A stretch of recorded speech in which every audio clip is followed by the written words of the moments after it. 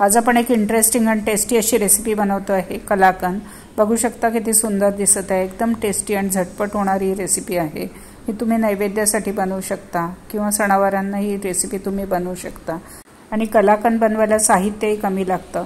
एकदम टेस्टी आणि झटपट होणार आहे। कलाकंद बनवायची सोपी पद्धत मी तुम्हाला सांगणार आहे, बऱ्याचशा टिप्स देणार आहे, तेव्हा व्हिडिओ शेवटपर्यंत नक्की बघा।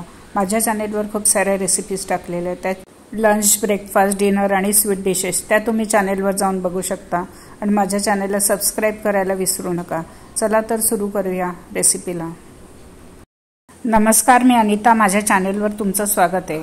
आज आपण कलाकंद बनवतो आहे आणि त्याला लागणारं साहित्य आपण 1.5 लिटर फुल क्रीम मिल्क घेतलेला आहे आणि अर्धा कप आपण साखर घेतलेली आहे, अर्धा कप आपण मिल्क पावडर घेतलेले आणि ड्रायफ्रुट्स घेतलेले, काजू, बदाम आणि मनुका। तुम्हाला हवी ते ड्रायफ्रुट्स तुम्ही घेऊ शकता। आता आपण गॅसवर दूध गरम करायला ठेवलेलं आहे। हे 1.5 लिटर दूध आहे, फुल क्रीम मिल्क आहे। तुम्ही गाईच्या दुधाचाही वापर करू शकता। आता हे दूध आपण गरम करून घेतोय।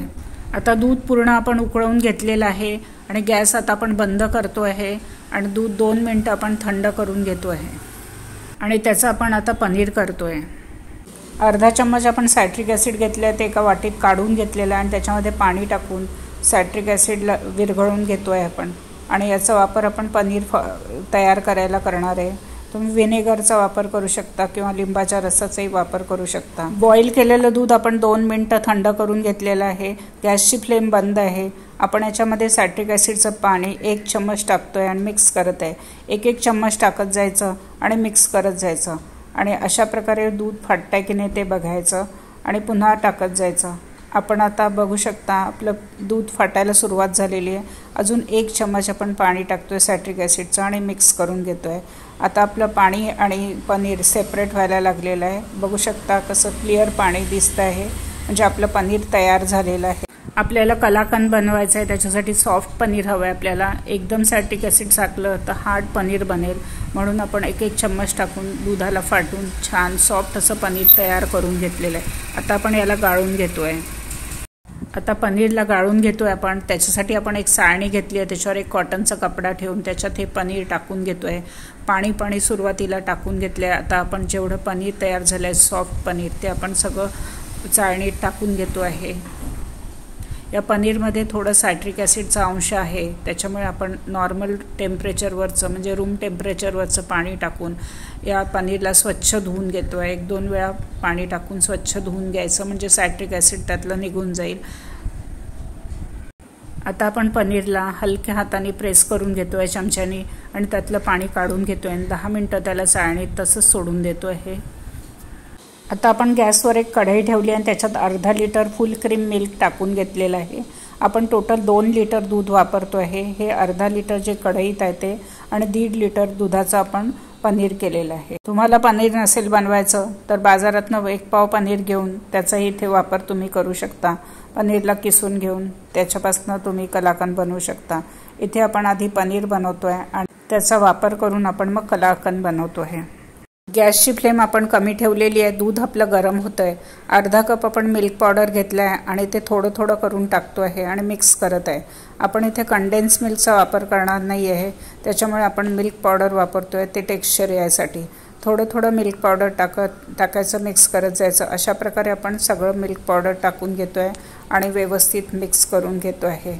आणि थोड्या वेळानंतर आपण सगळं मिल्क पावडर टाकून मिक्स करून घेतल्यावर आपण गॅसची फ्लेम आता जोरात करतो आहे आणि या दुधाला आपण आटवून घेतो आहे। सतत ढवळत राहायचं, खाली लागायला नको। साईडची जी मलाई आहे ती चमच्याने काढून घेतो आहे आणि ती पुन्हा दुधामध्ये मिक्स करत आहे आणि अशा प्रकारे आपण दूध आटवून घेतो आहे अर्ध होईपर्यंत। आता 7 ते 8 मिनिटं आपण दूध आटवून घेतलेलं आहे। बघू शकता दूध किती आटलेलं आहे, अर्ध झालेलं आहे। आता आपण गॅसची फ्लेम कमी करतोय आणि त्याच्यामध्ये साखर आहे जी अर्धा कप घेतलेली आहे, ती थोडं करून आपण टाकतोय आणि मिक्स करून घेतोय। थोडी साखर टाकायची, मिक्स करत जायचं, सतत ढवळत राहायचं, खाली लागायला नको म्हणून। आणि व्यवस्थित मिक्स करून आपण पूर्ण साखर, अर्धा कप साखर हळूहळू करून टाकून विरघळून घेतो आहे। गॅसची फ्लेम आपण कमी ठेवलेली आहे। आता आपली सगळी साखर टाकून झालेली आहे। आता आपण त्याला पूर्ण विरघळून घेतोय आणि आता साखर आपली विरघळून झालेली आहे. आपण आता गॅस बंद करून घेतोय. आता पनीरमधलं सगळं पाणी निघून गेलेलं आहे. आपण त्याला एका प्लेटमध्ये काढून घेऊन त्याला सॉफ्ट करून घेतो आहे. वाटीने आपण त्याला प्रेस करतोय. हलक्या हाताने प्रेस करायचं आणि त्याला सॉफ्ट करून घेतोय. दाणेदार पनीर होतं सॉफ्ट केलं तर. आणि आता आपण अशा प्रकारे सगळं पनीर प्रेस करून दाणेदार करून घेतलेलं आहे. बघू शकता कसं दिसतंय ते. सॉफ्ट केलेलं पनीर साखर टाकून आटवलेल्या दुधामध्ये आपण टाकून घेतो आहे. महत्त्वाची टीप आहे की आटवलेल्या दुधात साखर व्यवस्थित विरघळल्यानंतरच पनीर टाकायचं. आता आपण सगळं व्यवस्थित मिक्स करून घेतो आहे पनीर आणि दूध. आता आपण गॅस सुरू केलेला आहे. गॅसची फ्लेम आपण हाय ठेवलेली आहे आणि जे पनीर दुधामध्ये मिक्स केलेलं आहे आपण ते आटवून घेतो आहे. त्याचा गोळा झाला पाहिजे. 3 ते 4 मिनटं आपण याला आटवून घेतो आहे हाय फ्लेमवर. सतत ढवळत राहायचं आहे, नाहीतर ते खाली लागू शकतं. आता आपण त्याच्यामध्ये 1 चमच साजूक तूप टाकून घेतो आहे आणि साजूक तुपाला व्यवस्थित आपल्या कलाकंदमध्ये मिक्स करतो आहे. साजूक तुपाने शाईन येते कलाकंदला आणि टेस्ट पण छान येते. 4.5 मिनटं आपण कलाकंद आटवून घेतलेलं आहे. बघू शकता कसं झालं आहे. आता त्याचा गोळा व्हायला लागलेला आहे. आता परफेक्टली शिजलेलं आहे आपलं कलाकंद. आपण गॅस आता बंद करून घेतो आहे. आता याच्यामध्ये तुम्ही वेलची पावडर टाकू शकता किंवा रोज इसेन्स टाकू शकता. मी इथे काहीच टाकत नाही. आता आपण याला सेट करून घेतो आहे. आता आपण सेट करायला एक काचेचा ट्रे घेतला आहे. त्याला आपण आतनं तूप लावून घेतलेलं आहे आणि आता हे आपलं कलाकंद सगळं टाकून घेतो आहे आणि त्याला प्रेस करून आणि काचेच्या ट्रेमध्ये आपण सेट करून घेतो आहे. आता त्याच्यावर ड्रायफ्रूट्स टाकून त्याला गार्निश करतो आहे. मी इथे काजू आणि बदामचे तुकडे टाकलेले आहेत. तुम्ही पिस्ता पण टाकू शकता.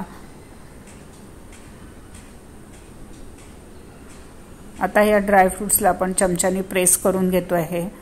तर प्रेस केल्याने ते बरोबर आतमध्ये कलाकंदमध्ये सेट होते. कलाकंद गरम आहे, त्याला आपण थंड करून घेतो आहे आणि 1 तास नंतर फ्रीजमध्ये ठेवून देतो आहे. 1 तास कलाकंद आपण फ्रीजमध्ये सेट करून घेतलेला आहे. बघू शकता किती छान सेट झालेला आहे. आता आपण याला कट करून घेतो आहे. आपल्याला ज्या साईजच्या वड्या हव्या आहेत त्या साईजमध्ये आपण या कलाकंदला कट करून घेतो आहे. एकदम परफेक्टली कट होतात आहे. एकदम छान सेट झालेले आहे. आपलं टेस्टी असं कलाकंद तयार झालेलं आहे. आपण आता याचं प्लेटिंग करून घेतो आहे. कलाकंदचं आपण प्लेटिंग करून घेतलं आहे. बघू शकता किती सुंदर झालेलं आहे. एकदम टेस्टी असं हे कलाकंद घरच्या साहित्यातनं झटपट बनतं. ही रेसिपी तुम्ही नक्की घरी करून बघा आणि मला कळवायला विसरू नका की तुम्हाला ही रेसिपी कशी वाटली. जर तुम्हाला माझी रेसिपी आवडली असेल तर माझ्या चॅनेलला सबस्क्राईब करा, बेल आयकॉन दाबा, लाईक करा आणि जास्तीत जास्त शेअर करा. पुन्हा भेटूया नवीन रेसिपीसोबत, इंटरेस्टिंग रेसिपीसोबत. धन्यवाद.